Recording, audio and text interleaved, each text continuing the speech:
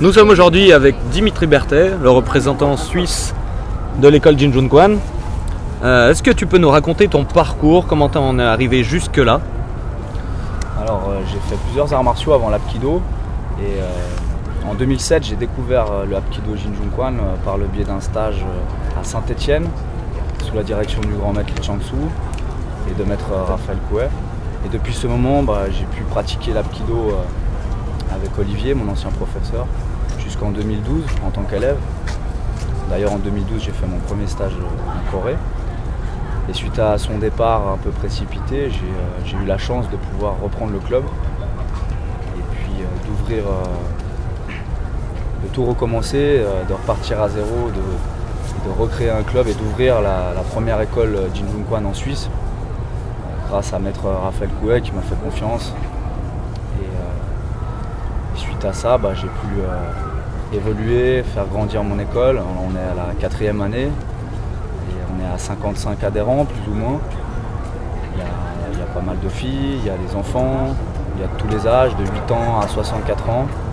Je me forme régulièrement auprès de maître Raphaël Couet, par le biais des formations cadres, avec les autres profs de la Jin Jun Kwan. Je fais plusieurs stages régulièrement, les voyages en Corée, bien sûr. Puis, je profite au passage de remercier, bien sûr, grand maître Li Chang-Soo, maître Raphaël Couet, notre master, et ces élèves qui m'ont permis de pouvoir avancer dans cette voie et d'en être là aujourd'hui où j'en suis. Sans eux, je n'en serais pas là. Je profite de le remercier.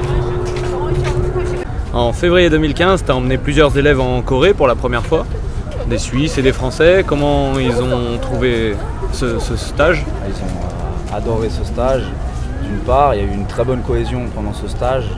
En tout cas, de mon point de vue, j'ai trouvé qu'il y avait une très bonne entente entre tous les élèves, que ce soit de mon club, des autres clubs JJK. J'ai eu de très bons retours de mes élèves. Ils ont surtout beaucoup apprécié le côté effort physique qui était très dur. Le stage était très difficile. Ils ont bien tenu jusqu'au bout. Ils ont été très contents de rencontrer le grand maître dans le berceau de la JJK en Corée. Ce qu'il y a autour, avec la nourriture, la découverte culturelle du pays, on a pu quand même avoir quelques moments de visite. Donc, ça c'était chouette aussi, en tout cas que des retours très positifs. Là on est actuellement en Corée, on vient de finir le stage avec le grand maître Li Chang-Soo. Comment s'est déroulé ce stage pour toi? Est-ce que c'était éprouvant? Je sais que tu as mal partout. Comment ça s'est passé? C'était un stage difficile comme tous les autres parce que tous les stages en Corée sont éprouvants, difficiles, les entraînements sont tous les jours, il y a un rythme quand même qui est très soutenu, mais on arrive jusqu'au bout à chaque fois, on s'entraide, on est là tous, pour tout le monde je pense que c'est difficile et on se soutient moralement pour arriver jusqu'au bout. C'est ton 6e stage en Corée. Personnellement, qu'est-ce que tu viens chercher en Corée? La formation de l'Apkido JJK, c'est jamais terminé. Donc, il faut toujours se remettre en question, toujours apprendre les techniques. Il y a toujours plein de choses à apprendre. Il y a beaucoup de techniques à revoir. Il faut aussi se maintenir physiquement, apprendre à se dépasser, travailler son mental. D'un point de vue purement martial, c'est pour ça que je viens régulièrement, parce que j'en ai besoin. Et en tant que professeur, on est obligé de toujours être dans la formation continue et de garder le rythme. C'est très important. Après, il y a tout le côté... à côté du tapis? À côté du tapis, philosophique, d'apprendre ne serait-ce que déjà la culture coréenne. C'est important. On enseigne un art martial coréen, c'est important de savoir d'où il vient, de rencontrer les maîtres qui ont